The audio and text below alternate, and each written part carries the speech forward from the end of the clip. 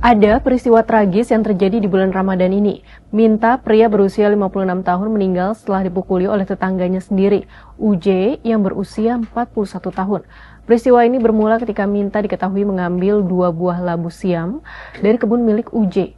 Bagaimana kronologinya hingga akhirnya UJ ditetapkan sebagai tersangka?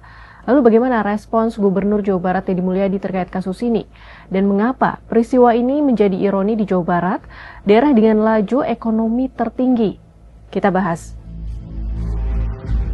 Sabtu 28 Februari 2026 sore, Minta yang tidak memiliki pekerjaan tetap kebingungan memikirkan makanan untuk berbuka puasa.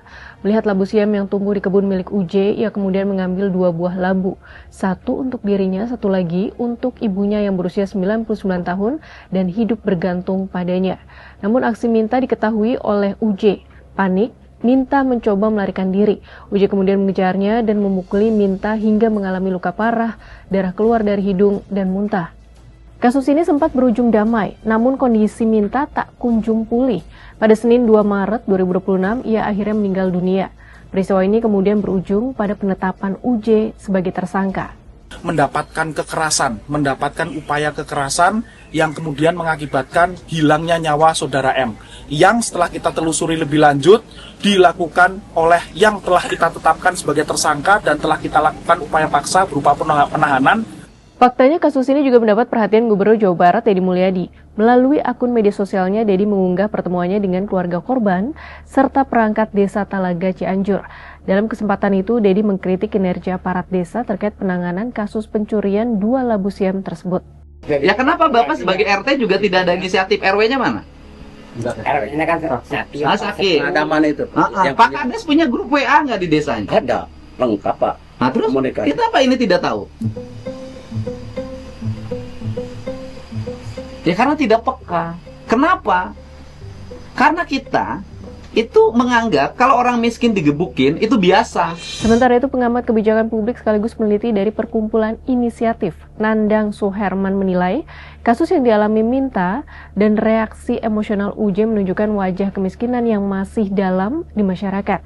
Kondisi ini dinilai paradoks dengan citra Jawa Barat yang selama ini dikenal sebagai daerah dengan pertumbuhan ekonomi dan investasi tertinggi secara nasional.